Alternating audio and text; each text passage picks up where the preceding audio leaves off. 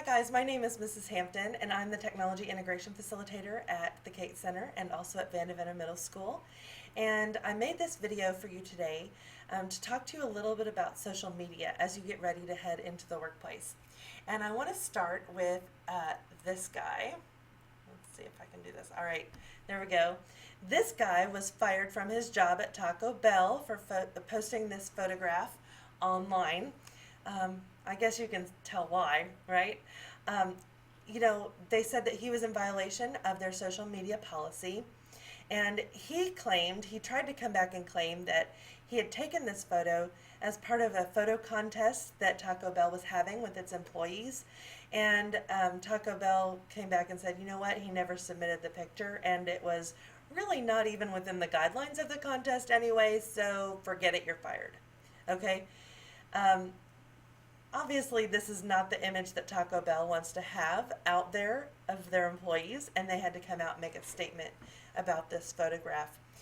What's kind of interesting is that not only was this guy fired, the guy that took the picture was also fired because he was also in violation of their policy. So, moral of that story is every company has a social media policy nowadays. You need to find out what yours is before you violate it. Okay? If you don't know what the policy is, that's really not an excuse, and it won't hold any water because once you violate it, you violate it. It's kind of like the law. You know, if you speed and you just didn't know what the speed limit was, you're still guilty of speeding. You can still get a ticket. Same idea. All right, so employers looking for you? Yes, they are. Absolutely. 91% of employers, in fact, actually use social media to screen potential employees. Now, a lot of the data that I have here is about potential employees. You all are potential employees for other companies after you leave your internships, and what you do in your current position is going to affect future positions as well. So it's important that you look at all of this, these considerations that companies make when hiring, as well as things like Taco Boy and knowing your social media policy for the place that you're working at. So they're looking for these things online. 91% of employers are looking for social media profiles online.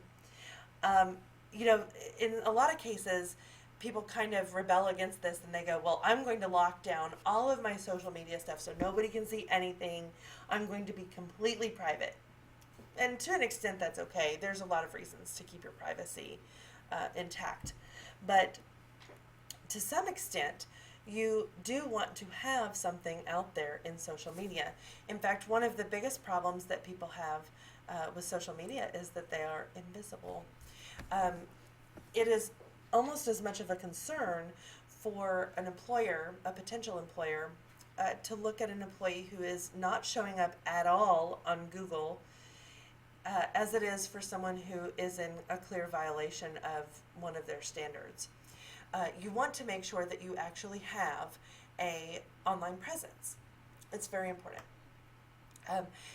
Companies will say when they see somebody come up that has no profile at all, they want to know why. Why don't they have a profile? Are they that bad with technology that they can't figure out the internet? What is it that is driving somebody to be that secretive and that closed off about it? And, what's important about this, we're going to see a little bit later, is that most of the employers are making decisions based on these social networking profiles before they even meet you. So you're not even going to get a chance to say, look, I just really want to maintain my privacy and I really don't want anything at all about me out there on the internet at all, ever. Right? You don't ever get a chance to say that because they actually check it before they meet you. So where are they looking? Well, the big three right now are Facebook, Twitter, and LinkedIn. And even if you don't have profiles on these sites right now, you might consider starting to establish one. In particular, LinkedIn is a very good resource for professionals and making connections and endorsing each other. Businesses tend to look at LinkedIn profiles as sort of authoritative, and when people endorse each other in the skills that they might have, they don't look too carefully into that, but they do notice, hey, this person has been endorsed by 30 people as far as having this particular employable skill. So those things take a little while to establish. It's not like you can go in with LinkedIn and establish a profile the day before an interview and have it come up and be a full profile. It's going to take a while to build. So you want to go ahead and start establishing your LinkedIn profile. Start putting in your current work history and put things out there. I've even gotten contacted about interviewing for jobs that I never applied for just based on my LinkedIn profile, because recruiters are out there looking at profiles, they're looking for specific skills, and when they see that you have them, they think you might be a good fit and they offer you an interview. It's a great way to look for a job. So I do highly encourage you to get involved with LinkedIn. Now, what are they looking for? All right, so some of the things that are causing people to get hired based on their social media profile. These are not the negatives, these are the positives. Interesting, 68% of employers actually hired someone because they saw something so great on social media. I like this. This is a very positive view of the situation. In fact, almost 40% were because they just gave a positive overall impression that they were going to fit in well with an organization. Now, if somebody's looking for that kind of thing, you want to make sure that the overall impression somebody's going to get of you from social media is not only positive, but that it's truthful. Because if they think you're going to be a good fit, you want to make sure that it's accurate, right? You want to make sure that that's true. And they were also impressed when people looked like they were creative based on their profile. Let's see, I'm looking. When they showed good communication skills, when they had good references, when they looked like they were well-rounded. Those are things that employers are looking for that are positives from your social networking profile. So why would they not hire someone based on their social networking profile? Well, here's some. And in fact, almost 70% rejected a candidate based on what they found online. People posting inappropriate photos, people posting inappropriate comments. The biggest one is people lying about their qualification. Well, obviously you should always tell the truth with your qualifications, and your resume should be accurate. But your social media information should bear that out. Your LinkedIn profile should match what is on your actual resume. Notice that 11% was demonstrated poor communication skills. Guys, that's online communication. That's writing. That is, are you using text, speak, and correct grammar when you post things? Because guess what? Even in Twitter, professionals are using correct grammar. Hate to break it to you, it's the truth. So this is the one I was talking about earlier. When are they looking? 47% of employers are looking at your social media profile before they ever meet you. It can be part of the weeding out process. Especially when when jobs are scarce and there's a lot of people applying for the same job, they're going to look for anything they can to weed out resumes. And if they get down to a final 10 resumes, they might go and Google the people that are left, and you could actually get eliminated or saved by your social media profile. Okay, so tips, things that you want to do and things that you want to not do. Tips, do this. Create and manage and control your online presence. If you do not create your online presence, somebody else will create it for you.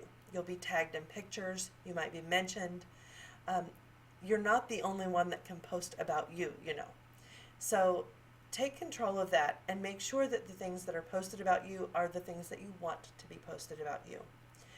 Separate your business and personal profile. Okay, good example. I have a personal Twitter and a professional Twitter, right? If I choose to follow Lady Gaga in my personal Twitter, there's no reason for people to want to know that about my professional Twitter, right? So they don't need me following Lady Gaga from my professional account. On my professional account, I follow all educational technology people, and I use that account when I tweet about things for the school and when I tweet about conferences that I attend and educational technology practices and new learning and things like that. And my home account I use when I tweet about my kids and things like that. So I keep the two very separate. Make sure that your online presence supports your resume. We talked about that. Have a LinkedIn profile. You got to start it now. Use correct grammar. Join industry groups. You know, Reddit and Google Groups have a lot of places where you can join up with people with like interests, and it's great to have that as part of your social media profile, that you're actively interested in learning more about your chosen field. And then be active and engaging online. You know, you can demonstrate leadership qualities online. You can demonstrate good collaboration skills online through things like Google Groups and Reddit and those types of sites. So you want to do those things. Things that you don't want to do, and we've covered a lot of these already. Don't post inappropriate pictures. I'm going to tell you flat out, you are too old to have pictures of you in bathing suits on your Facebook right now. You are too old. I'm sorry. I hate to say that, but you are. Okay? You're all teenagers, and you can't do it anymore. It's no longer acceptable. Don't post inappropriate comments. That's just a huge area. So there's a lot of ways that things can be inappropriate. Just be really careful about what you post. Don't post content that is too opinionated. If you are on Facebook or one of those sites, you probably know that there's a lot of different personalities on Facebook. Like I think about my group of friends, and I have some very politically minded friends on Facebook, and they post one way or the other. I have both sides in my Facebook group, but you know, when employers look at that, it's not necessarily that they're disagreeing with your political views, but if you post very opinionated comments consistently, you can come across as being closed-minded or judgmental. And those are qualities that employers don't want. So it's not that they necessarily disagree with your political preferences or your religious preferences. They just don't want somebody that's going to be too judgmental. Okay? Don't be offensive. There was a story not too long ago, and honestly, I watched it unfold. There were a couple of us, and I don't even remember why. There was some breaking news story, and a teacher that was local in a neighboring district, I think, tweeted about this news story and said something that was very offensive in it. And we actually saw that come up on the news story just within 15 minutes that this woman had lost her job because her school district sent out a tweet about the situation following up on that. And I mean, it was very, very fast that it happened. Somebody posted something offensive and immediately lost their position. And again, it's probably a violation of the social media policy. And then the last one is just don't spend too much time online. You know what? You got to get out there and you got to do stuff that you can post about. So don't spend all of your time on the computer. Get out in the real world and do something worth posting about, and then create your social media profile based on all those wonderful things that you're doing. So I wish you all the best of luck as you go off into your various and sundry jobs, and I hope that you are very successful, and you're welcome to drop by and say hello anytime when I'm there at Tuesdays and Thursdays at the Cates Center. I would love to hear from you. Bye.